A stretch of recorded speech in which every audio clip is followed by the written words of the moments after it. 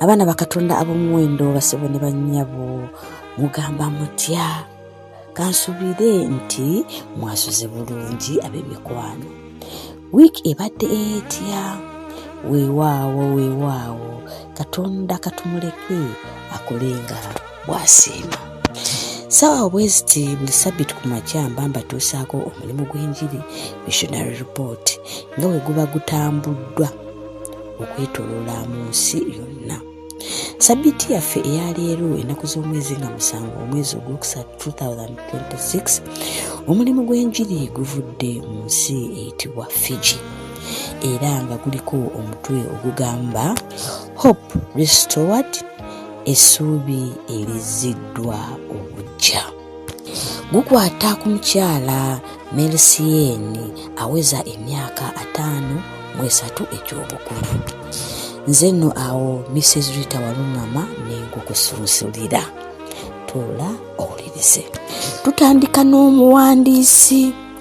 Omuwandiisi agamba mu kibuga kya Fiji Sava mulimu eddwaliro eryatandikibwawo eriyitibwa Hope Channel nga lino nno lyatandikibwawo ekirabo kye mwawaayo ekya Ssabbiiti ey'e13. Omuwandiisi agamba nti eddwaliro lino terikoma kujjanjaba bujjanjabi naye liyamba n'emibiri egimenyese okuyita mu lifestyle omuntu gy'aba abaddemu ayitamu. Kale omuwandiisi agamba yo emboozi eyaleero ekwata ku omu ku oyo eyagenda mu ddwaliro lino lya Hope Clinic n'ayambibwa era yono omukyala omukulu Melisiyeni. Mukyala Melisiyeni naye atandise okutottola engeri bwe yali yalwalamu ekirwadde ekya puleesa nga n'eno esinga kubeera ya waggulu. Agamba nti mu mazima yasisinkana abasawo ab'enjawulo, yagendanga mu malwaliro ag'enjawulo, yamira eddagala mu bwesigwa eryo lyonna eryamuweebwanga ng'agoberera endagiriro naye tewaali kyonna kyakyukangako. Mukyala Melisiyeni agamba obulwadde buno obwa puleesa bannange bwamukozesa kale lyamutuusa n'okukogga okubeera nga mukovu. Kino kyamuleetera n'okutandika okuwulira ng'aggwamu amaanyi ng'agenda aggwamu amaanyi mpola mpola era yawuliranga n'omukisa ogw'okuwonyezebwa. Apaana. Mukyala Melisiyeni agamba olunaku lumu bambi yagenda okuwulira ng'awulira bubi ddala nno newankubadde yali aweddemu essuubi naye Abaganda bagamba asika obulamu takola ki tassa mukka. Kale bwe yawulira obubi yagamba kagezeeko agendeko mu kalwaliro akaali awo aka Hope Clinic. Omukyala ono Melisiyeni ng'atuuse agamba mu kalwaliro ka Hope Clinic yasisinkanayo abakozi abalungi okuzaama era agamba abasawo bano be yasangayo munenge tebamuwa bujjanjabi bwokka bwa kirwadde kye ekyali kimubala embiriizi wabula baamugumya baamugamba nga bwe yali agenda okuwona, baamubudaabuda, baamuwuliriza, baamuwa obudde.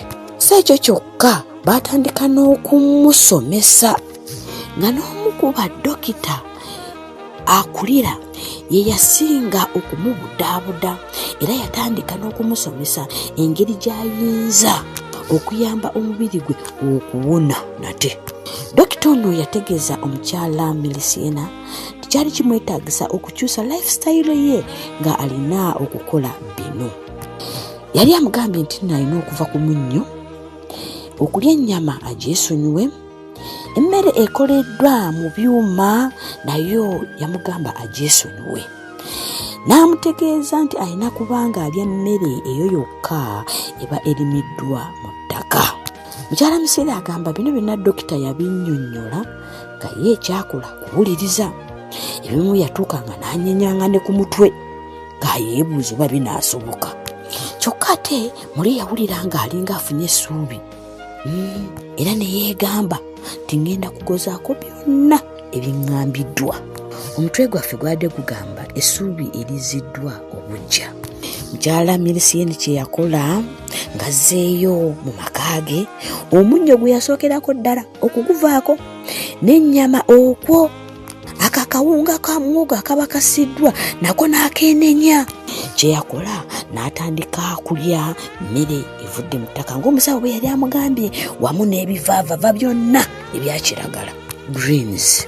Mukyala Misiri agamba ng'atandise ebintu ebyo okusoomooza kwajja gy'ali, anti dokita yali era amugambye amale ennaku 10 nga talya mmere wabula ng'anywa mazzi, wabula n'amugamba mu mazzi gano ateekangamu akaniimu. Bannange mu mazima tebyali byangu, balya mazzi gokka. Okisobola ali eyo. Bannange mukyala Misiri yegamba nti kino ŋŋenda kukikola si ku lwa muntu yenna wabula ku lw'obulamu bwange. Era bw'atyo yatandika okusiiba ennaku ezo ze baamugamba obutalya mmere 10 ng'anywa amazzi. Yakikola atya? Mukyala Misiri agamba nti nno buli ssaawa ey'okulya emmere yaddukanga mu kisenge n'aleka abaana be ku dayiningi.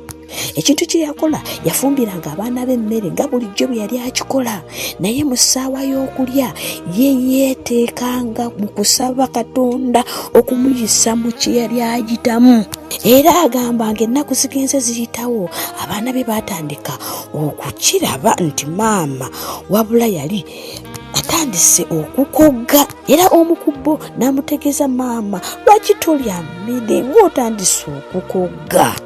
Yaddanga nja kulya temufaayo. Kino nno kye yawulira, bwe yakiwulira kyamwongera amaanyi, era bw'atyo ne yeeyongera okutuukiriza dokita kye yali amugambye okukola. Era agamba ye ekintu kyataawulirako yenjala wadde n'obunafu bwonna mu kiseera ekyo kye yali asiibiramu ng'anywa mazzi omwali enniimu. Agamba teyeeraliikirira kintu kyonna kubanga ku luno yalina ekiruubirirwa, era ye yeebaza Katonda kusobozesa okutuuka te ku lunaku lw'olusembayo.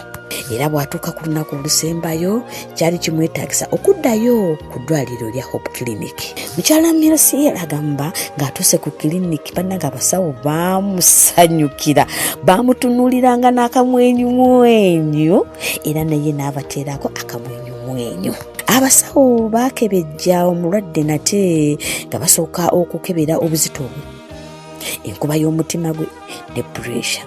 Bannange bagenda okuzza results nga byonna birungi okuzaama. Badde tugamba tutya?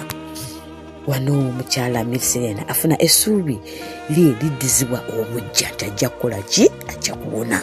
Bannange essanyu lyajjula mukyala Misiri era okuva olwo teyaddamu kulya bye yali alya biri eby'emabega, wabula yatambulira mu nkola dokita yokka gye yali amugambye ey'okuzaamu obulamu bwe nate.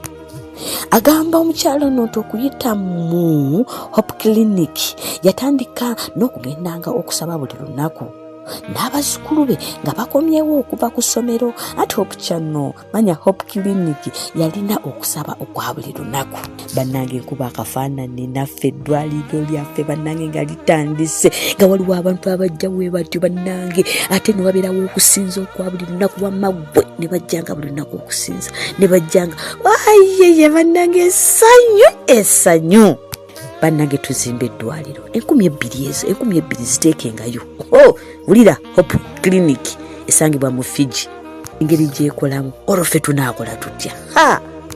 Mukyala Misiri musanyufu nnyo olw'ebyokuyiga by'ayize, naddala mu ngeri omuntu gy'alina okubeera n'amagezi biki by'alya, biki by'asaanidde okunywa n'okulya.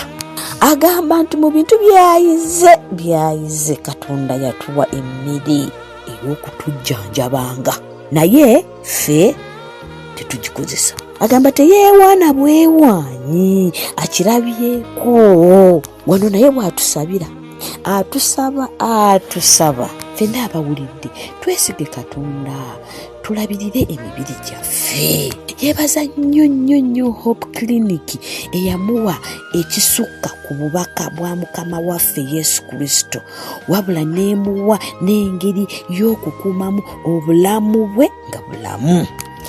Agamba kati atambula, takyalina bukoowu buli, omubiri gwe gwaddawo.